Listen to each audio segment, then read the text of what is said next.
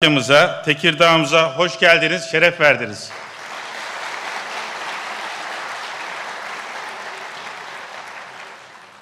Bugün burada yalnızca partimizin liderini değil, milletimizin kalbindeki umudu, adalet arayışında yükselen en gür sesi, devletin vakarının milletin vicdanını ete kemiğe bürünmüş halini, ülkemizin ihtiyaç duyduğu duruşu, ülkemizi ellerini kollarını sallaya sallaya teslim alabileceklerini zannedenlere meydanın boş olmadığını gösteren cesareti, vatan için Türk milletine zuhur etmesi kaçınılmaz kuvvacı ruhunu, Cumhuriyeti yıkma ittifakına karşı sorunda tek gedik açtırmayan son kalenin komutanını Genel Başkanımız Sayın Musavat Dervişoğlu'nun ağırlamaktan onur duyuyoruz.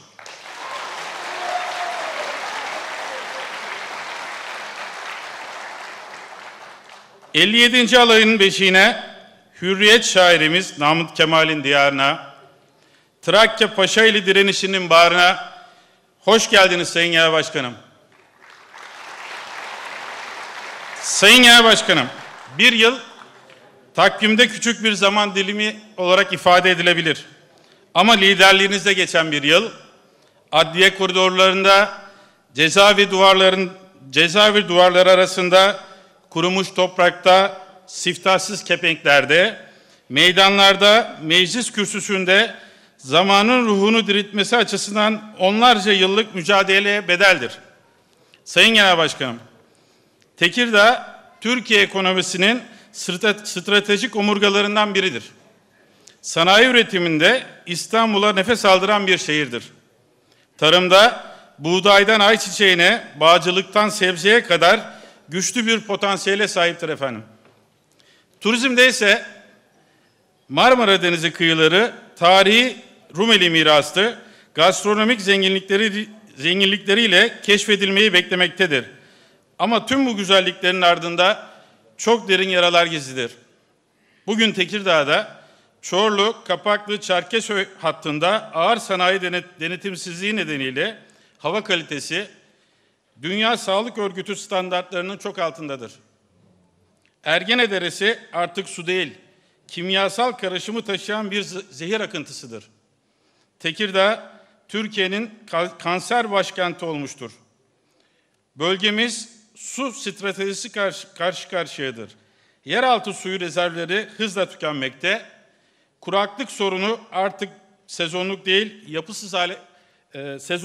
yapısal hale gelmiştir. Müsilaj problemi Marmara Denizi'nin bir çevre felaketinin eşiğine taşımıştır. En acil mesele ise şudur efendim. Öngörülen büyük depremden 1. derecede etkilenmesi kaçınılmaz olan ilimizde yapı stoğunun %50'si 1999 öncesinden kalmadır. Bu da demektir ki en az her 2 binadan bir tanesi risklidir. Kentsel dönüşüm oranımız ne yazık ki %20 seviyesindedir. Sayın Genel Başkanım, bu sorunları bugüne kadar ilimizle ilgili aktardığımız her problemi, gerek meclis konuşmalarımız, gerekse milletvekilleriniz önergeleri aracılığıyla güçlü sahiplenişinize çözümü doğrultusunda gayret sarf etmiş olmanıza güvenerek ifade ediyorum efendim. Sizin liderliğinizde bu sorunlara çözüm üretmenin mümkün olduğuna inanıyoruz. Değerli Genel Başkanım, sizin her meydanda, her platformda, her baskıya rağmen tekrarladığınız o söz, binecek bir Bandırma vapuru, inecek bir Samsun limanı mutlaka bulunur. İşte o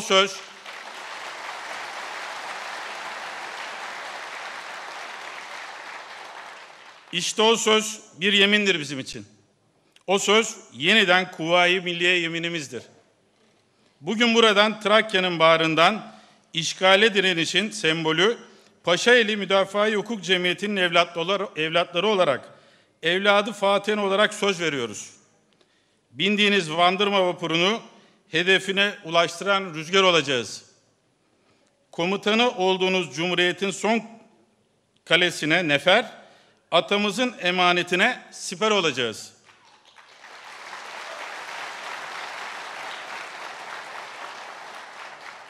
gece gündüz demeden, uzak yakın demeden, çok sıcak demeden, fazladan bir kişi daha uyanış kadrolarına dahil etmek için sarf ettiğimiz büyük emeği zayi etmeyeceğiz efendim. Kimsenin etmesine de müsaade etmeyeceğiz. Ve Genel Başkanım, namerde gün doğuracak hiçbir gaflete fırsat vermeden canı gönülden inanıyoruz ki başaracağız, başaracağız, başaracağız. Saygılarımla efendim.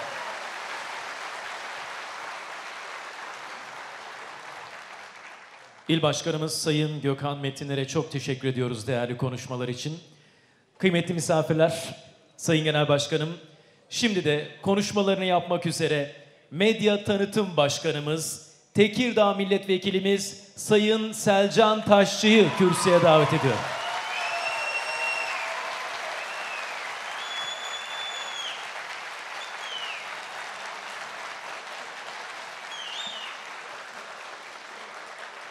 Sayın Genel Başkanım, divan üyesi arkadaşlarım, milletvekili arkadaşlarım, Genel İdare Kurulu üyesi arkadaşlarım, Tekirdağ'dan çok kıymetli misafirlerimiz var. Sayın Bakanımız, eski Çevre Bakanımız, hepiniz hoş geldiniz. Ben bir konuşma hazırlamıştım, bıraktım. Sadece, yok Genel Başkanım bilerek bıraktım. Sözün sahibi Genel Başkanımız, ben sadece bu vesileyle şehrimi selamlamak istedim. Tekirdağ'a dair söylenmesi gereken her şeyi İl Başkanımız söyledi. Sadece şunu ifade etmek istiyorum. Burası dışarıdan bakıldığında Genel Başkanım belki neşemizden, genelde böyle tasasız hatta kaygısız insanların şehri varsayılır. Ama mevzu bahis vatan olduğunda, burası az önce İl Başkanımız da söyledi, 57. alayın kurulduğu şehirdir, o alayı kuran şehirdir ve Mustafa Kemal Atatürk tek bir ferdi geride kalmamasıcasına kendini feda eden o alayın bütün neferlerini Tekirdağ'da eğitmiştir. Burası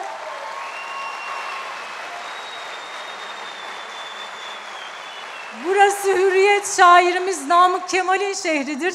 Dolayısıyla bizim kahrolsun istibdat yaşasın hürriyet ilkemizin aslında en manidar şekilde ete kemiğe bürünmesi gereken şekildir. Ve ben bu sıralara baktığımda mesela Nural ablayı görüyorum, Türk Kadınlar Birliği Başkanımız.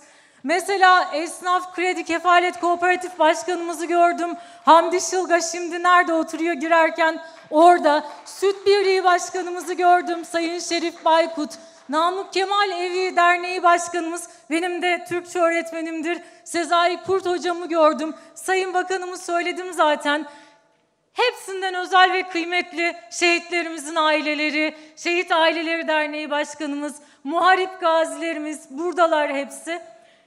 Hepinize çok teşekkür ediyorum bu fotoğrafa vesile olduğunuz için. Çünkü bu saydığım isimlerin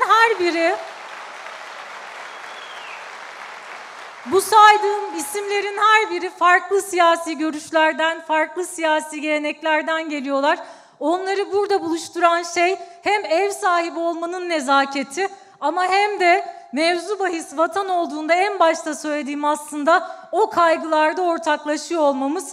Tekrar teşekkürler Tekirdağ bu fotoğraf için. Teşekkürler Genel Başkanım burada olduğunuz için. Cumhuriyeti yıktırmama mücadelesinde yorulsak da çalışacağız. Söz veriyoruz bu mücadelenin Batı cephesi olarak hedefe varmanızda İnşallah en büyük pay sahiplerinden biri olacağız. Tekrar çok teşekkürler. Medya Tanıtım Başkanımız, Tekirdağ Milletvekilimiz Sayın Selcan Taşçı Hanımefendi'ye çok teşekkür ediyoruz değerli konuşmaları için. Tekirdağ, hazır mıyız? Bayrakları bir kez daha görelim lütfen. Büyük bir coşkuyla anons edeceğim. Türkiye Cumhuriyeti'nin hain saldırılara maruz kaldı. Milli birlik ve bütünlüğümüze kastedilmeye çalışıldı.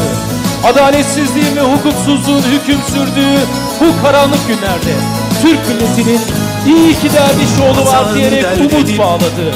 Milletin son kalesi İYİ Partimizin Genel Başkanı, liderimiz Sayın Müsavat Dervişoğlu'nu hitapları için kürsüye davet ediyorum. Arz ederim. Kardeşim. Yeniden iyilik zamanı haydi.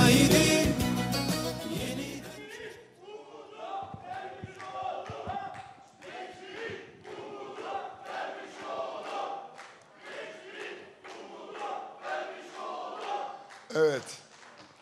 Hepinize çok teşekkür ediyorum. Genç sayımız da her geçen gün artıyor. Aramıza katılarak davamıza omuz veren genç kardeşlerimi de sevgiyle, saygıyla kucaklıyorum.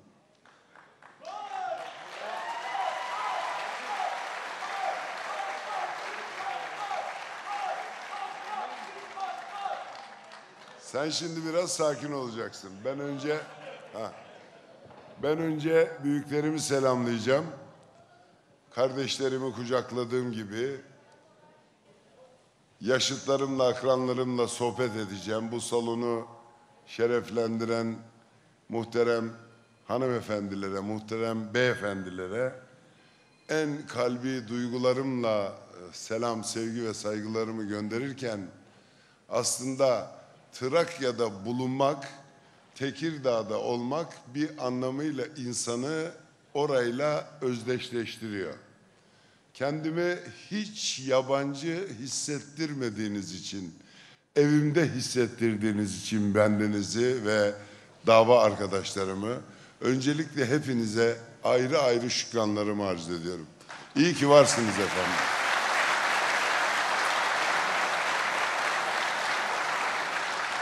Selcan Hanım'ın ifade ettiği gibi Sayın Bakanımız burada, şehit ailelerimiz burada, gaziler, muharipler burada, sivil toplum kuruluşlarının çok değerli başkan ve yöneticileri burada. Benim İYİ Parti'nin kuruluşu aşamasında büyük emek sarf ederek Tekirdağ'ı İYİ Parti'nin kalbi haline getirmiş dava arkadaşlarımız da aramızda. Dünden bugüne emek veren herkese teşekkür ediyorum. Herkese ama. Abi biraz sükunet. Ben biliyorsun çok fazla numayişi sevmiyorum. Benim için siyaset demek samimiyet demektir. Benim için siyaset demek güven demektir, devamlılık demektir ve iman demektir. O sebeple hiç birbirimizin alkışlarına muhtaç değiliz. Ben gönülden gönüle kurmuş olduğumuz köprülerin yüreğimde ne fırtınalar yarattığını zaten yaşayarak görüyorum. Onun için burada bulunmaktan da şeref duyuyorum efendim. Çok sağ olun.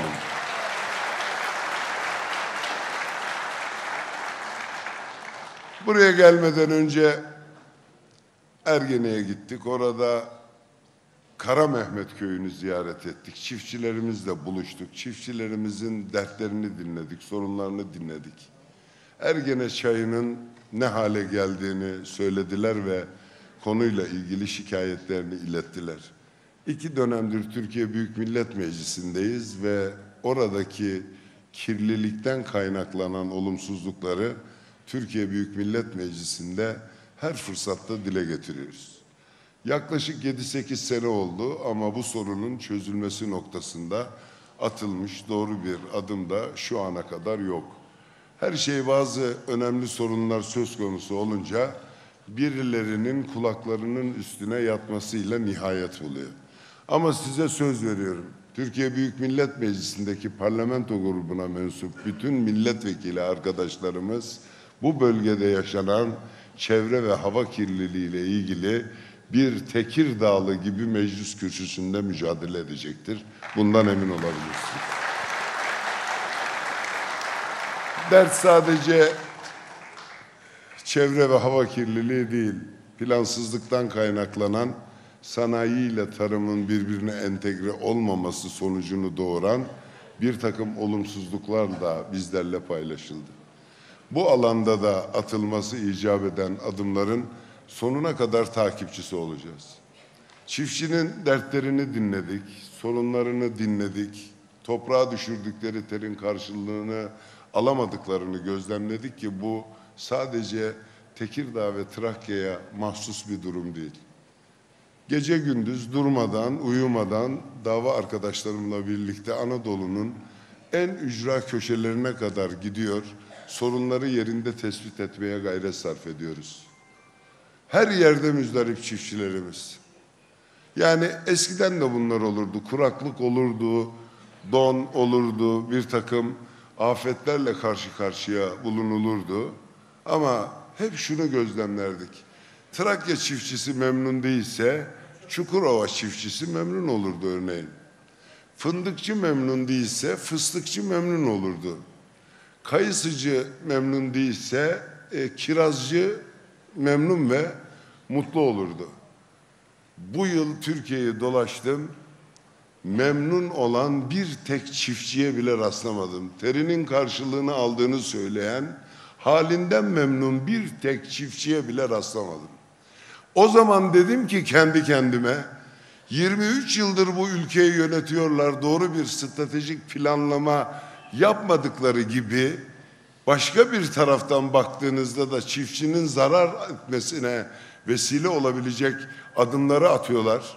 Girdi maliyetlerini yükseltiyorlar, ürün fiyatlarını düşürüyorlar ve Türkiye'de bir milli güvenlik sorunu olması muhtemel, gıda arz güvenliğini bile isteye tehdit altına sürüklüyorlar. O zaman Türkiye'nin felaketi don değil, Türkiye'nin felaketi susuzluk değil, Türkiye'nin felaketi kuraklık değil, Türkiye'nin felaketi bugün iş başında bulunan ve bu uygulamaların müsebbibi Recep Tayyip Erdoğan ve Adalet ve Kalkınma Partisi iktidarıdır. Türkiye önce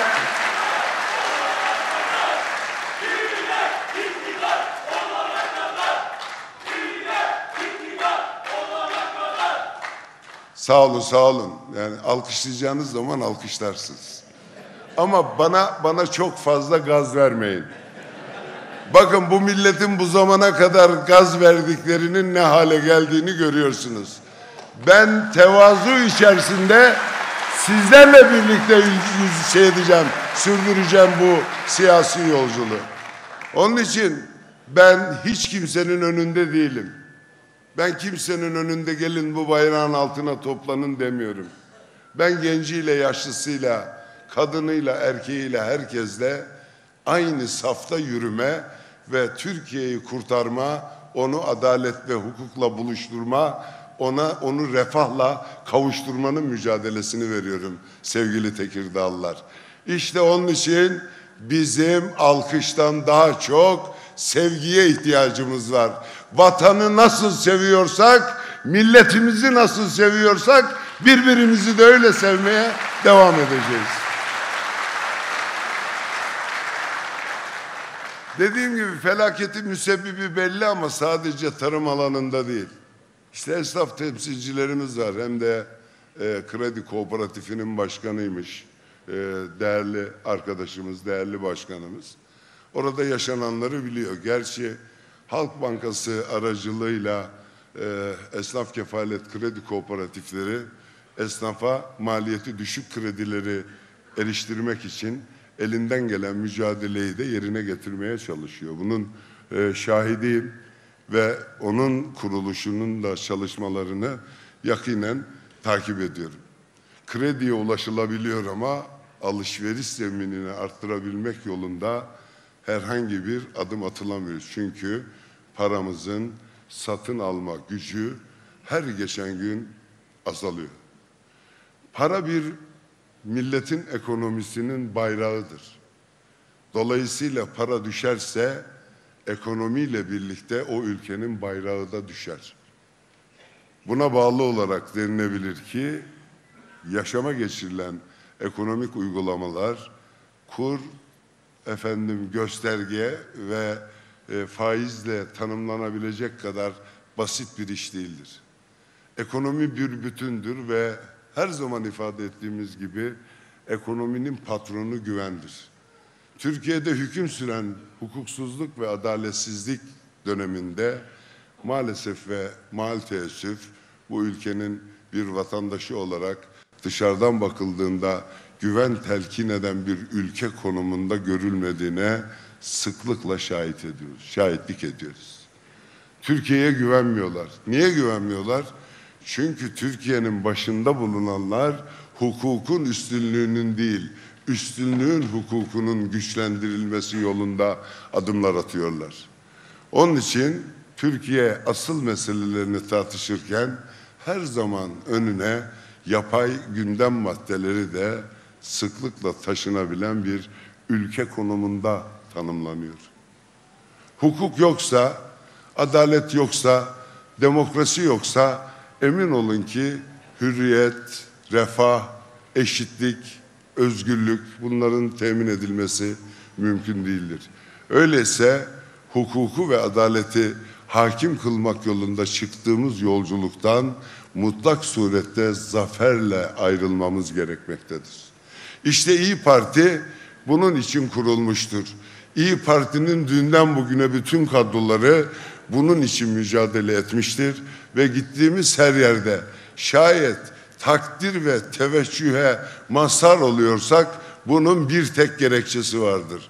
El birliğiyle omuz omuza verip gönüllerimizi de birleştirerek bir isyan hareketi başlatmak değil. Ama haksızlığa, hukuksuzluğa, adaletsizliğe karşı soylu bir başkaldırı hareketi olmanın özelliğiyle temayüz etmektir vazifemiz. Her yerde bunu yapıyoruz. Her yerde bunu yapıyoruz ve yaklaşık bir yıl önce İYİ Parti'nin Cenab-ı Allah nasip etti. Sizler de takdir edip teveccüh gösterdiniz. Genel başkan olduğum günden itibaren bu ülke adına bir adalet savaşı veriyorum. Türkiye'de dedim ya bir sürü gündem maddesi var. Yani bir sürü sıkıntı var. Çiftçi dertlerinden müzdarip, esnaf dertlerinden müzdarip, sanayiciler kurdan müzdarip, faizin yüksek olmasından müzdarip, krediye ulaşamamaktan müzdarip, ulaştırırlarsa şayet krediye, o kredilerin geri dönüşünde karşı karşıya kaldıkları zorluklardan müzdarip. Gençlerimiz geleceklerine dair ümitlerini yitirmişler.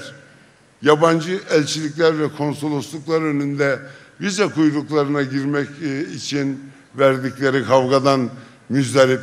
Kendi memleketleri dururken, kendi bereketli arazileri dururken istikbali yurt dışında aramak zorunda bırakılmış olmaktan müzdarip ama Türkiye bunları konuşmak yerine hep başka şeyleri tartışıyor. Bugün Türkiye'nin gündeminde biliyorsunuz konu başlıkları olarak terörsüz Türkiye, anayasa değişikliği, gözaltılar, tutuklamalar ve işte muhtemel bir af gibi tanımlanacak infaz yasası değişiklikleri konuşuluyor. Türkiye gerçek gündemiyle bir türlü buluşamıyor. Bugün sabah yine soruşturmalara uyandık. Bugün yine tutuklamalara uyandık. Bir suç var ise şayet elbette ki cezalandırılmalıdır. Ama bir soruşturmanın, bir kovuşturmanın, bir yargılamanın hukuki olup olmadığı şayet bir ülkede tartışma konusu ise onun siyasetçiye sağlayacağı hiçbir şey yoktur. Vatandaş çıkar der ki evet bunlar bir şey yapıyor ama bütün bu soruşturmaların, kovuşturmaların ve yargılamaların arkasında siyasi gerekçeler var diye düşünür. Bu dün de böyleydi, bugün de böyle, yarın da böyle olmaya devam edecek. İYİ Parti'nin yaptığı bütün uyarılara rağmen hukuk ve adalet bir tarafa bırakılmış ve yaşanan süreç Sayın Recep Tayyip Erdoğan'ın siyasi rakiplerini tasfiye etme çalışması olarak anlaşılmaya ve algılanmaya başlanmıştır. Bu salona gelmeden önce Yahya Kemal'in karşısında Recep Tayyip Erdoğan'ın da fotoğrafının bulunduğunu söylediler bana. Ben arkadaşlara dedim ki benim için zaten onun fotoğrafının duvarda bulunmasının hiçbir mahsuru yoktur. Ben onun fotoğrafına değil, yüzüne konuşmak istiyorum aslında.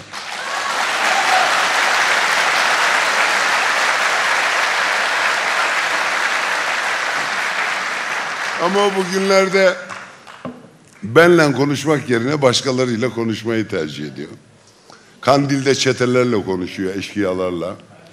İmralı'da cani başıyla konuşuyor. Türkiye Büyük Millet Meclisi'nde demlenmekle meşgul. Ey Recep Tayyip Erdoğan, sesimi duymuyorsun ama bir gün seni gerçekle yüzleştireceğim.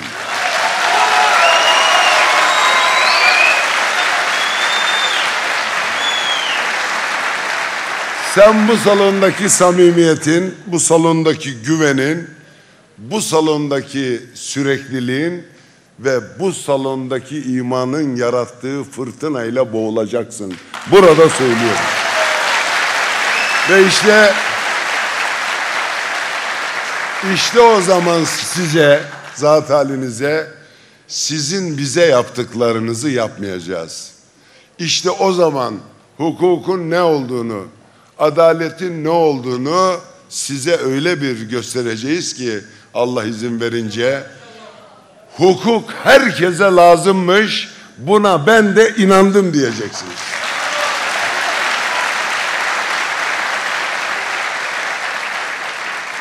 Emekli tenceresini kaynatamıyor, bunların dertleri değil. Dar ve sabit gelirli geçimini temin edemiyor, bunların dertleri değil. Çocuklar yatağa aç giriyor, aç, bunların dertleri değil.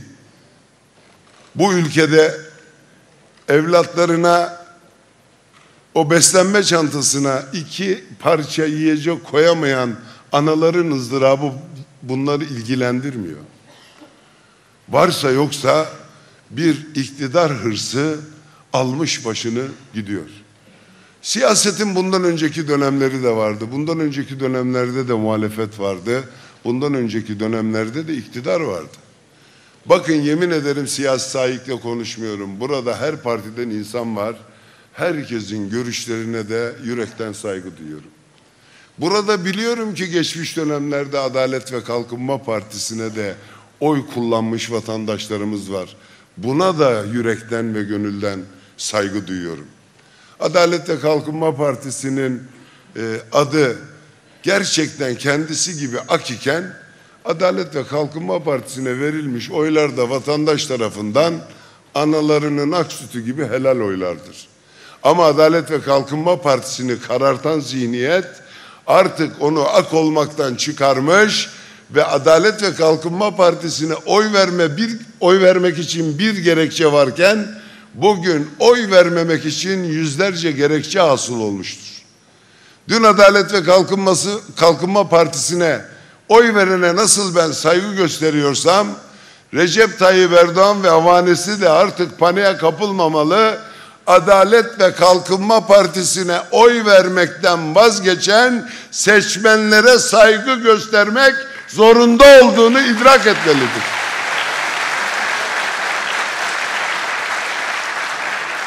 Türkiye'nin belli dönemleri vardı, güzel dönemlerdi. Bunların bir bölümü de bu iktidar zamanında yaşandı.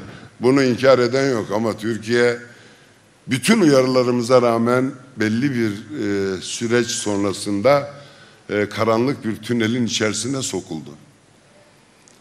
15 Temmuz denen o hain darbe girişiminin öncesini kastediyorum. Bir vesayeti ortadan kaldırmak için başka bir vesayeti yaratmaya kalkıştılar çünkü. Geçen hafta grup toplantısında söyledim. Vesayet çeşittir. Ama asıl olan demokrasiyi içselleştirmiş insanların ve kadroların görevi vesayetin her türüne karşı çıkmayı becerebilmektir. Askeri vesayetten kurtulup FETÖ vesayetini getirmek, FETÖ vesayetinden kurtulmak amacıyla rejimi değiştirmek ve Recep Tayyip Erdoğan vesayetini getirmek bu ülkeye hiçbir şey sağlamaz. İster postalla, topla, tüfekle, ister smokin, frak ve mokosenle vesayetçilik yapın, bunun ülkeye getireceği bir fayda söz konusu değildir. Asıl olan hürriyet için, adalet için, eşitlik için kahrolsun istibdat, yaşasın hürriyet diye haykırabilmektir.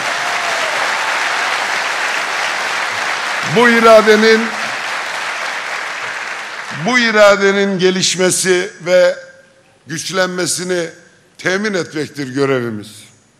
Bakın bir terörsüz Türkiye hikayesinden bahsediyorlar. Terörsüz Türkiye istiyor musunuz? Ben de size soruyorum. terörsüz Türkiye istiyor musunuz? Kim istemez? Terörsüz Türkiye'yi herkes ister. Ama terörsüz Türkiye diyerek bu ülkenin geleceğini felakete sürükleyecek yolun taşlarının Abdullah Öcalan denen bir canibaşı tarafından dizilmesine rıza gösterir misiniz? Türkiye Büyük Millet Meclisi varken, Tekirdağ'ın meydanı varken, Trakya'nın merkezi varken, icazeti milletten almak dururken, o icazeti Abdullah Öcalan'dan ve Kandil'deki canilerden almaya kalkışır mısınız? Bizim karşı çıktığımız budur. Neden bunu anlamıyorlar? Ben de onları anlamıyorum. Abdullah Öcalan denen caninin yol göstericiliğinde tanzim edilmiş sürecin Türk milletinin hedef ve beklentilerine uygun bir biçimde gerçekleşmeyeceğini idrak edemeyen bir hükümet tarafından şayet yönetiliyorsak, İyi Parti'nin görevi o hükümeti yönetenleri uyarmaktır. Sadece hükümeti yöneten Recep Tayyip Erdoğan'ı, saray şürekasını değil, onun ortaklarını da uyarmaktır. Çıktığınız yol yanlıştır. Bu yol Türkiye'yi başka bir olumsuz yere doğru götürmek gibi bir tehlikeyi içinde barındırıyor diye bizim demokratik hak ve hukukumuzu kullanarak her zeminde onları uyarmak gibi bir mecburiyetimiz vardır. Bakın, buraya gelmeden Şarköy'e uğradım. Esnafın derdini dinledim, halini gördüm. Orada bir şehit kızımızla birlikte şehit mezarlarını ziyaret ettim. 1993 yılında henüz 21 yaşındayken Diyarbakır Bismil ilçesinde şehit olmuş bir evladımızın kabri başındaydım birkaç saat önce. Çocuk öğretmen olmuş, öğretmen olarak atanmış ve ilk görev yeri de Bismil olarak belirlenmiş. Vatanın her karış toprağı benimdir diyerek babasını yanına almış ve Bismil'e gitmiş. Bu cani örgüt, PKK'lı teröristler o evladımızı, hatta kendi maaşıyla çalıştığı okulun duvarlarını boyatmış. Bir öğretmen bir yere giderken sadece alfabe öğretmez. Aramızda öğretmenler var. Gittiği yere ufuk götürür. Gittiği yere bilim götürür. Gittiği yere modernlik götürür. Gittiği yere işte organik tarım nasıl yapılır onu götürür. Enstrüman nasıl çalınır onu öğretir, onu götürür. Yani bir öğretmen bir köye, bunların okul şimdi köylerde bıraktığı tek bir personel gibi sadece işini yapmak için tayin edilmez. O kız evladımızda o idealistlikle, o görev şuuru ve sorumluluğuyla göreve başlıyor. Bundan rahatsız oluyor PKK'lı teröristler. Önce kızımızın babasını dışarıya çıkarıp gözlerinin önünde katlediyorlar.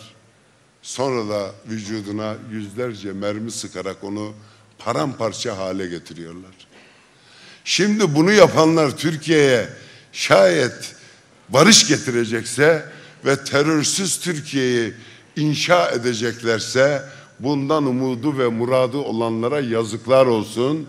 O kızımızın başına geleni de unutursak bizim kanımız kuruşun.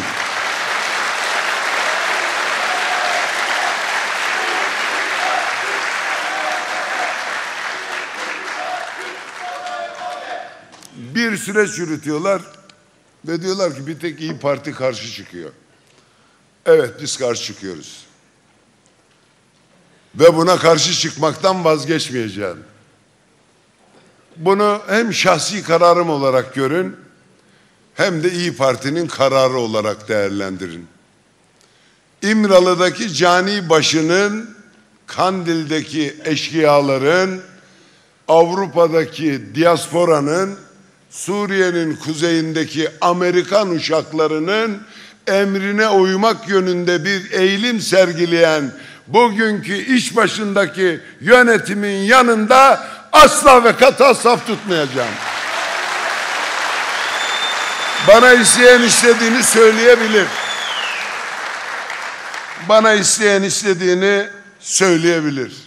Bana göre bu proje hiç milli bir proje göre gibi tanımlanamaz.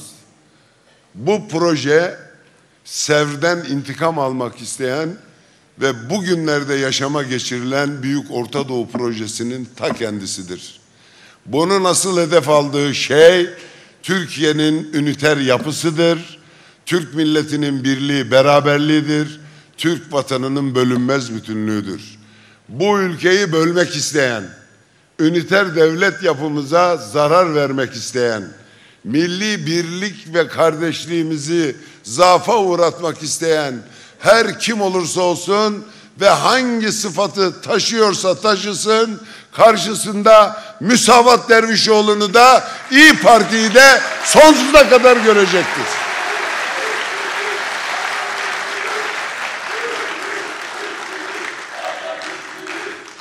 Şimdi dedim ya, burnumuzun dibinde Sevr'in intikamını alırcasına 4 kantonlu bir Kürt devleti ve Batı emperyalizminin hedefleri yolunda mücadele verecek, vekalet savaşları verebilecek örgütsel yapıların devletleşmesini temin etmeye gayret sarf ediyorlar. Bu benim milliyetçi reflekslerimle dile getirdiğim bir şey değil arkadaşlar. Sakın şöyle düşünmeyin. Ya bunlar her şeye şüpheyle bakıyor diye değerlendirmeyin. Ben daha önceki açılım sürecini bildiğim için aynesi iştir kişinin lafa bakılmaz diyenlerdenim. Geçen dönemlerde yaşanmış sürecin sonuçlarını hep birlikte yaşadık. Bunlar böyle televizyonlara çıkıyorlar, meclis kürsüsüne çıkıyorlar, grup toplantısı yapıyorlar vesaire, basın toplantısı yapıyorlar. Sanki meleklermiş gibi konuşuyorlar. Ve bu ülkeyi yönetenlerin hiçbiri onlara sormuyor. Hiçbirisi sormuyor. Siz 4'lü kanton hedefinizden vazgeçtiniz mi? Birleşik Kürdistan hedefinizden. Cevap yok. Türkiye'de ana dilde eğitimden vazgeçtiniz mi? Cevap yok. Üniter devlet yapısının değiştirilmesi ve merkezi yönetimden vazgeçilip ademi merkeziyetçilik hedefinizden caydınız mı? Yok. Türk vatanının bir bölgesinde Kürdistan inşa etmek için vermiş olduğunuz silahlı mücadeleyi terk ettiniz mi? Yok. Hükümet diyor ki bunları silah bırakın öyle gelin. Ya bu nasıl aymazlıktır, bu nasıl akıldır? Bütün dünya biliyor ki Suriye'nin kuzeyinde ordulaştırılmış PKK'nın uzantısı PYD'nin silahlarını veren Amerika Birleşik Devletleri ve İsrail'dir. Amerika'nın verdiği silahları Türkiye Cumhuriyeti Devleti'ne hangi örgüt teslim eder? Siz geri zekalı mısınız?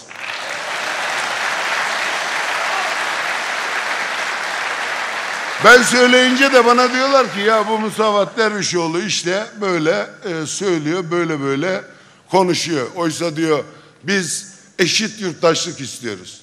Ya benim anayasama göre biz zaten hepimiz eşit yurttaşız. Hepimiz kanun önünde eşitiz. Yasa öyle diyor. Ama bu ülkeyi yönetenlerin uygulamasına bakıyoruz, kanun önünde hiçbirimiz eşit değiliz. Yargı dün bir takım cemaatlerden talimat alıyordu.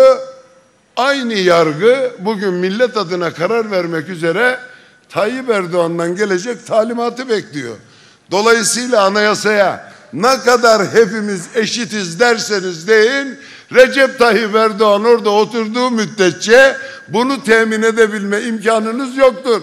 İlk kurtulacağımız felaket onun kendisidir derken de boşa söylemediğimi ifade ediyorum. Kimseyi incitmek, istiskal etmek, eleştirmek değil yani salt niyetim. Ama ne güzel, terörsüz Türkiye. Ne güzel bir tarif değil mi? Tam bir algı operasyonu. Tam bir böyle algı yönetimi. Terörsüz Türkiye bize göre kendi güzel niyeti kötü bir tanımlamadır. O sebeple açık ve net olarak ifade ediyorum, geçtiğimiz haftada da söyledim. Türkiye'yi yönetenler vatandaşından esirgediği adalet ve umudu iktidarının geleceğini kurtarmak ve kalıcı hale getirmek amacıyla cani teröristlere bahşedemezler.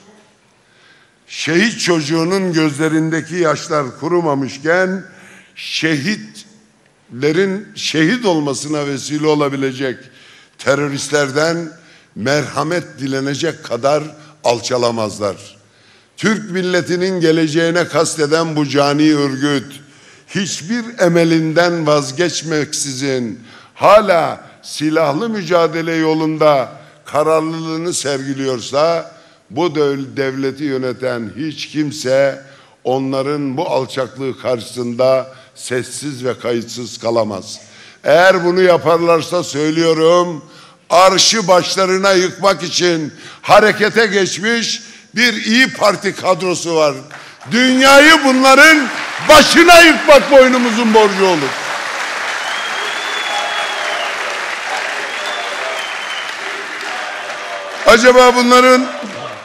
Acaba bunların bütün derdi Türkiye'de terörsüz Türkiye mi? Ben bu konuda da bir takım tereddütler geçiriyorum. Çünkü hükümetin kendi içinde bir tutarlılığı var ama hükümetin bileşenlerinin kendi aralarında oluşmuş bir takım tartışmalara bakarak ifade ediyorum ki çelişki var. Bazen Cumhur İttifakı'nın bir bileşeni bu gelişmelerin bir kısmından memnun olmadığını ifade edebiliyor. Ya da Cumhur İttifakı'nın o bileşeninin talebinin Recep Tayyip Erdoğan tarafından sıcak karşılanamadığına dair emareler de hissediyoruz. Yani deniyor ya, mesela Türkiye'de bir komisyon kurulsun Türkiye Büyük Millet Meclisi'nde, işte Milli Barış ve Kardeşlik Koalisyonu mu şeyi mi olsun, komisyonu mu olsun, ne diyorlar adına? Adalet ve Kalkınma Partisi'nden bu talebe henüz verilmiş bir cevap yok. Ama hem PKK, hem Abdullah Öcalan, hem Kandil, hem PEJAK, hem de YPG-PYD tıpkı PKK gibi bu talebi olumluyorlar. Bakın değerli Tekirdağlılar, sevgili dava arkadaşlarım, canım kardeşlerim, bu son derece tehlikeli bir durumdur. Türkiye Büyük Millet Meclisi'ndeki komisyonun neyi konuşacağı belli değilken, böyle bir komisyonun nasıl inşa edileceğini tanımlamak, şu partiden şu kadar üye, bu partiden bu kadar üye, karar sayısı da salt çoğunluktur demek yanlıştır. Çünkü sıradan bir terör örgütüyle karşı karşıya değiliz. Diasporası olan bir terör örgütüyle karşı karşıyayız. Ayrıca Ermeni terör örgütü Asala'ya ikame edilmiş, Asala'ya ikame bir terör örgütüyle muhatabız.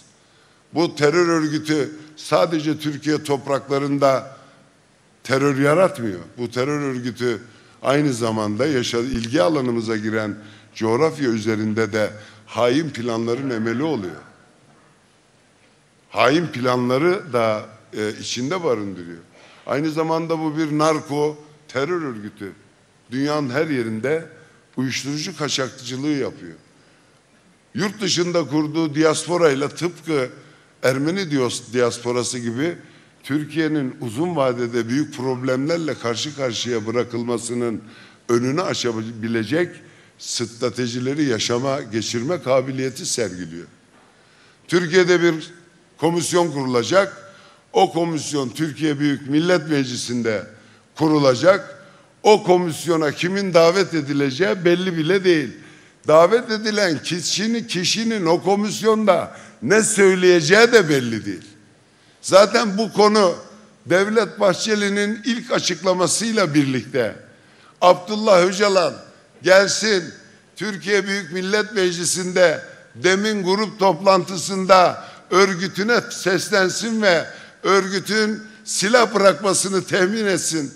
Ondan sonra da umut hakkından yararlansın dememiş miydi? Bu yolculuk öyle başlamamış mıydı? Şimdi Türkiye'de böyle bir komisyon kurulduğunda Abdullah Öcalan denen cani başı Türkiye Büyük Millet Meclisi'ne davet ederse, tıpkı sözde Fesih Kongresi'nde olduğu gibi o komisyonda verilen ifadelerde Lozan suçlanırsa, 1924 Anayasası'nın üzerinden üniter devlet yapımız sorgulanmaya tabi tutulursa, Türkiye'nin barışı ve kardeşliği asıl o zaman tartışma masasına yatırılıp uzun vadede self determinasyon hakkı doğurması muhtemel adımların önünü açabilecek bir takım melun projeler devreye sokulursa Türkiye ne yapacaktır? Diyelim ki Abdullah Öcalan Türkiye Büyük Millet Meclisi'ne gelemez. Evet, gelemez, çünkü bu konu gündeme geldiğinde İYİ Parti milletvekilleri olarak biz dedik ki cesetlerimizi çiğnemeden o bu meclise giremeyecektir. Diyelim ki girmedi.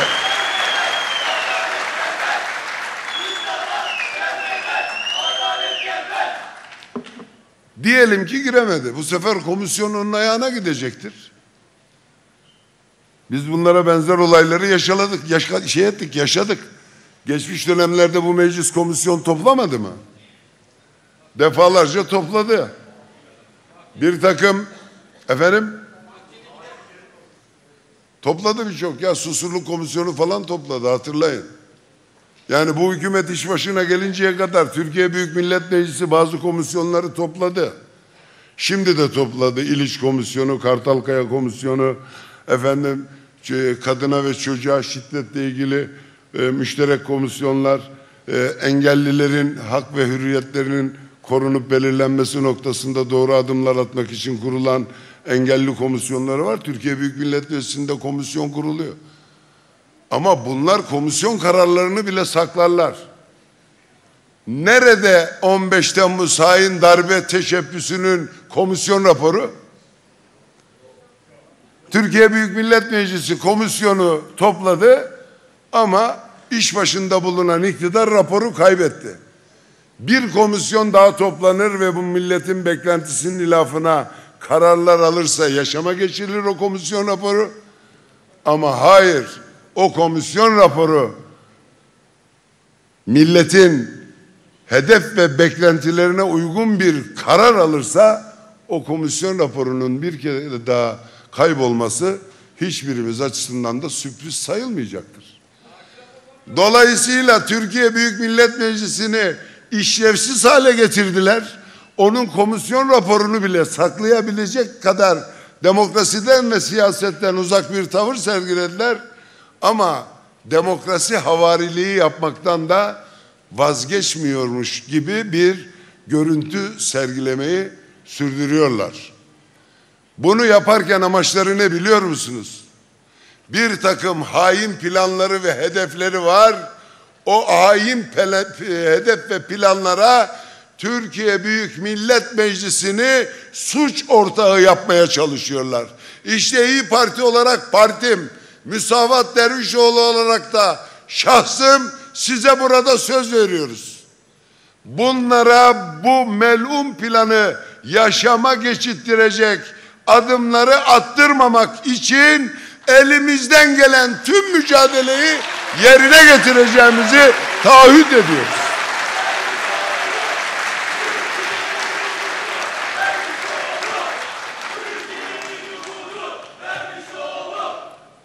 Efendim soruyorlar yine bana. Ya Türkiye'de böyle bir sorun yok mu?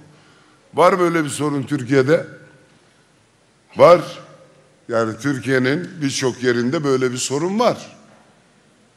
Ama Türkiye'de bu sorun hepimiz için var. Ya ben söylüyorum işte gittiğim her yerde anlatıyorum. Bunlar benim doğrularıma kulaklarını tıkamışlar. Eğer emekli tenceresini kaynatmıyorsa da bu ülkede terör vardır. Eğer çocuklar yatağa geç giriyor, aç giriyorsa da bu ülkede terör vardır. Eğer çocuklarımız, evlatlarımız geleceklerine dair bir umut yeşertemiyorlarsa da aslında terör vardır. Terör sadece bomba, silah falan değildir. Açlık varsa terör vardır.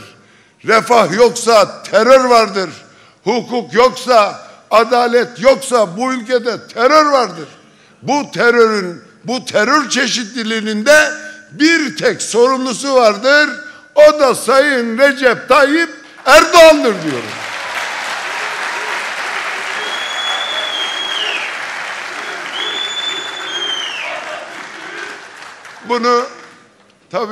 Bu sorunları çözmeye yönelik tartışmalar babından ele de almayın. Aslında Recep Tayyip Erdoğan'ın en büyük meselesi, biliyorsunuz, yeniden Cumhurbaşkanı adayı olup olmayacağıyla alakalıdır. Yani orta yerde bir anayasa var. O anayasaya göre Sayın Recep Tayyip Erdoğan aday olamıyor. Öyleyse Türkiye'de bir anayasa değişikliği yapalım. Bu anayasa değişikliğini gerçekleştirebilmek için sayısal çoğunluğa ihtiyacımız var. Çünkü bu anayasayı referanduma götürürsek milletin iradesinden çıkarabilmemiz mümkün olmaz. Türkiye Büyük Millet Meclisi'nde 400 milletvekili sayısına ulaşalım. Dolayısıyla Recep Tayyip Erdoğan'ı yeniden aday yapabilecek düzenlemeyle birlikte demin PKK'nın ve Kandil'in taleplerini de bir yandan karşılayalım istiyorlar. Asıl hedefleri Recep Tayyip Erdoğan'ın kurduğu düzenin devamını sağlamak olacak. Ben burada oyun bozanlık yapmayacağım. Ben Türkiye'de Recep Tayyip Erdoğan'ın tek adamlığını tahkim edecek hiçbir anayasa çalışmasının içinde olmadığımızı ifade etmiştim. Ama bize rağmen bir şeyler yaparlarsa, partiler içinde bir takım operasyonlar yapmak suretiyle anayasayı değiştirecek 400 milletvekilinin oyunu almayı becerirlerse, bana düşen görevler kadar milletime de görev düşmektedir. Dedim ya, oyun bozanlık yapmayacağım. Ama Recep Tayyip Erdoğan'ın şunu bilmesini istiyorum. Bu milleti ayağa kaldıracak iradeyi teşekkül ettirecek her türlü çalışmayı yapacağım.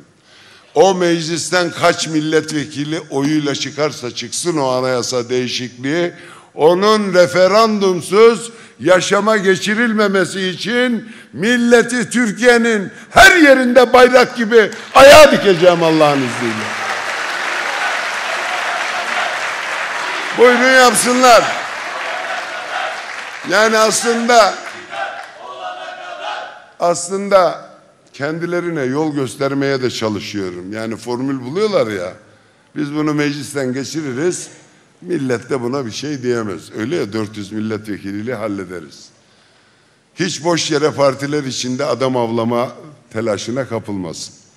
Ne yaparsa yapsın, bir anayasa değişikliği söz konusu olacak ise şayet onun referandumla yapılmasını temin edebilecek siyasi mücadeleyi yurt satında vermeye devam edeceğiz.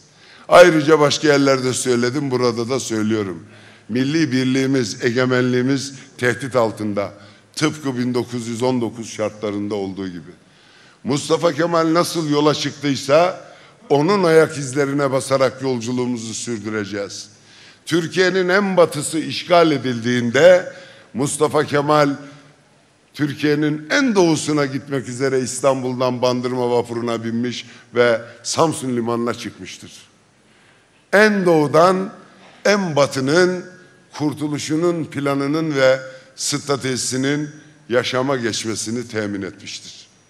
İşte ben de bu bozulan birliğimizi yeniden toparlamak ve Kuvayi Milliye ruhunu yeniden canlandırmak için Türkiye'nin her yerinde müdafaa-i hukuk kongreleri toplayacağım ve bu milleti aydınlatmak yolculuğuna sizlerle birlikte devam edeceğiz. Kuvayi Milliye dedik.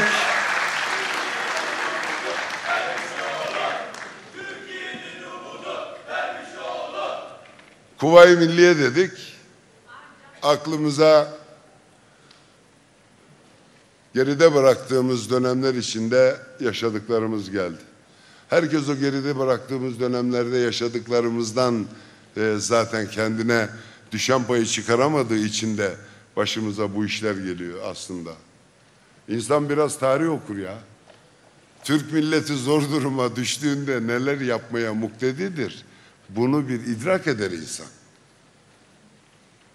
Birinci Dünya Savaşı bitmiş, Dünya Savaşı'nın galiplerine teslim olmuş, onların çizdiği sınırları kabullenmiş, onların belirlediği rejimleri içselleştirmiş ve eller yukarı hale gelmiştir. Birinci Dünya Savaşı'nın sonuçlarını kabullenmeyen bir milletin mensuplarıyız biz. Sevri Mondros mütarekesini yırtıp çöp kutusuna atan bir milletin mensuplarıyız biz. Biraz ders alın, biraz örnek alın, biraz da ibret alın.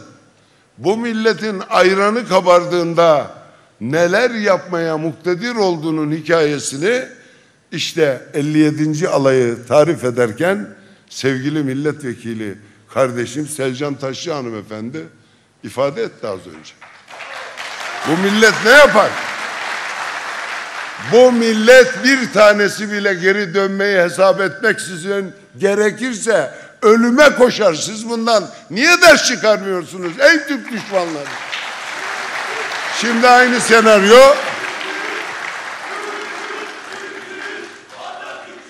Şimdi aynı senaryo yeniden yaşama geçiriliyor. Bu sefer başka argümanlar üzerinden. Yunanistan Genelkurmay Başkanı Dimitrios Hupis, Fener Rum Patriği Bartolomeos'a ziyarete gidiyor ve ona bir Helen haritası hediye ediyor. Bu haritada Trakya ve İstanbul'u Yunan toprağı olarak gösteriyor. Ya bu kimler tarafından yönetiliyoruz Allah aşkına ya? Ege'deki adalarımızı Lozan'ın hilafına silahlandırdılar, ses çıkarmadılar. Yunan Genelkurmay Başkanı Trakya ve İstanbul'u hem de Fethi'nin 572. yılında Yunan toprağı ilan ediyor. Yine ses çıkarmıyorlar. Siz teröristle muhabbette olduğunuz için aslında neye ses çıkaracağınızın farkında bile değilsiniz. Ama ben size söylüyorum. Recep Tayyip Erdoğan'ın ve onun iktidarının ses çıkarmadığı bu hadsizliğe Türk milleti asla ve kata sessiz kalmayacaktır diyorum. Hepinizi en içten duygularımla, sevgilerimle, saygılarımla ve muhabbetlerimle selamlıyorum. Bu güzel toplantıyı bir dakika havamı bozma, selam vereceğim. Bu güzel toplantıyı tertip eden Trakya İl Başkanımız Sayın Gökhan Metiner başta olmak üzere tüm il teşkilatımıza, kıymetli varlıklarıyla toplantıyı güçlendiren değerli ilçe başkanlarımız ve yöneticilerimize, ayrıca değerli milletvekilimiz ve genel başkan yardımcım sevgili kardeşim Selcan Taşçı hanımefendiye, 27. dönem parlamentosunda birlikte görev yaptım. Aslında aynı dönemlerde il başkanlığı da yaptım. Enis Kaplan beyefendiye yüksek katkıları için çok teşekkür ediyorum. Burayı şereflendiren herkese, Sayın Bakanıma, muhterem hanımefendilere ve beyefendilere, dünden bugüne İyi Parti'nin kurulup bugünlere gelmesini temin eden dava arkadaşlarıma şükranlarımı sunuyorum. Gazilerimizin ve şehit ailelerimizin huzurunda saygıyla eğiliyorum. İyi ki varsınız. Bir de bana refakat eden divan üyelerimiz ve milletvekillerimize şükranlarımı arz ediyorum. Güçlerine gidiyor biliyorum. Her zaman her yerde. Ne mutlu Türk'üm diyene. Allah'a emanet olun. Sayın Genel Başkanım çok teşekkür ediyoruz. Biraz daha sizi sahnede tutacağız. Hediye takdimimiz olacak.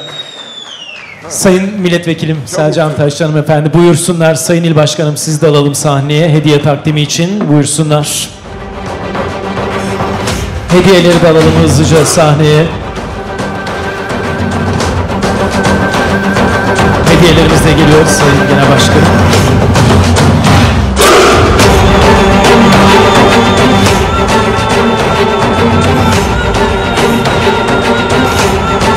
Haydi buraya.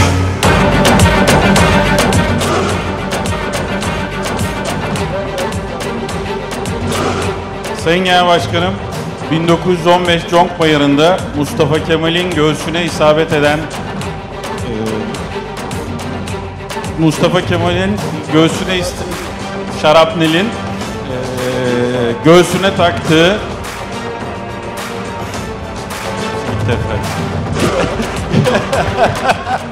göğsüne taktığı saate isabet etti. Saate isabet eden çekirdek yön değiştirdi. Bu yön değiştirme sadece yön değiştirme olmadı. Bir milletin de umudunu değiştirdi. Evet. Saat, efendim size takdim ettiğimiz saatte lideri olduğunuz bağımsızlık mücadelesinin uğuru olsun. İyi ki varsınız. Sağ olun. Çok teşekkür ediyorum. Tabii hep sert konuşmayalım. Yani heyecandan gitti falan dedi. Yok, benim adıma konuşma yetkisinde bulunan birisi heyecanla fikir insicamını kaybetmez. Hemen toparladın.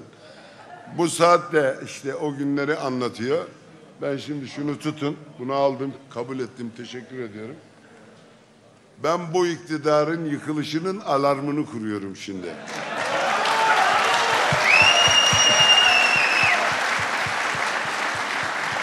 Daha önceden de söylemiştim, bunların bir namazlık ömürleri kalmıştır diye. Şimdi saniyeler geri saymaya başladı. Hayırlı uğurlu olsun efendim. Genel Başkanım, bu UNESCO Kültür Mirası listesinde Karaca Kılavuz el dokumaları ama tasarruf tedbirleri kapsamında tezgahlar kapatıldığı için köyde kalan son birkaç örnekten biri. Biz bir hatıra olarak gelecek nesillere de taşınsın diye çerçevelettik. Çünkü yoksa yok olmak üzere. Son birkaç örnekten biri bu. Bu bizim genel merkezimizde müstesna bir yere gelecek ve layık olduğu şekilde teşhir edilecektir. Onu da bilin. Buna mı kafayı taktılar en son? Evet. Tasarruf tedbirleri. Tedbirleri şeyinde. Ya Allah bize iktidarı nasip etsin. 2 tane uçak satacağım ama bu işleri geri getireceğim.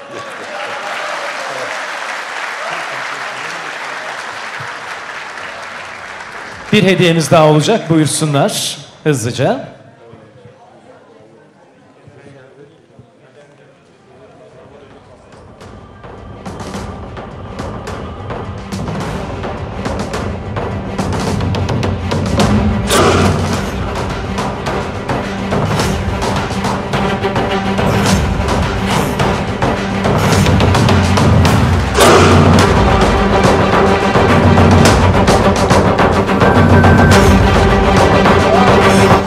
Sonsuz adalet yazıyor. Sonuna kadar adalet. Sonuna kadar hürriyet. Sonuna kadar eşitlik. Evet, buyurun. Bir hediyemiz daha olacak.